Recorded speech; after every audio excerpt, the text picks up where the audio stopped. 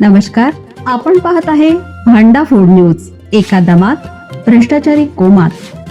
Social media, कर्जबाजारी, गुन्हेगारी, सट्टेबाजी, चोरी, मटका, जुगार, दारू, सावकारशाही, न्यायाच्या प्रतीक्षेत प्रशासन.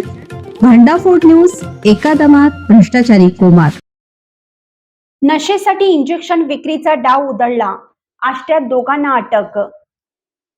वैद्यकीय वापरासाठी असलेल्या औषधी इंजेक्शनचा नशेसाठी वापर करण्यासाठी बेकायदेशीर विक्री करणाऱ्या दोघांना स्थानिक गुन्हे अन्वेषण शाखेच्या पथकाने आष्टा येथे पकडले.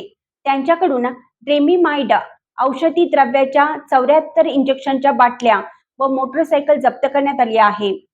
पोलीस निरीक्षक संजीव झाडे, स्थानिक गुन्हे अन्वेषण शाखा यांनी वैद्यकीय औषधाचा नशेसाठी वापर, विक्री व साठा करण्याविरोधात कारवाई करण्याचे आदेश दिले होते.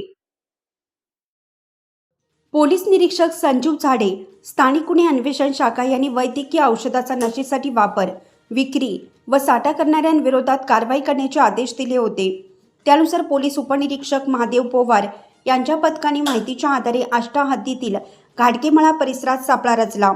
हवालदार संजय पाटील, अभिजित ठाणेकर यांना बातमीदारामार्फत माहिती मिळाली की श्रीराम नाश्ता सेंटर समोर 2 इसम युनिकॉर्न मोटरसायकलवरून नशेसाठी वापरल्या जाणाऱ्या ट्रेमिमाइड इंजेक्शनची विक्री करण्यासाठी येणार आहेत.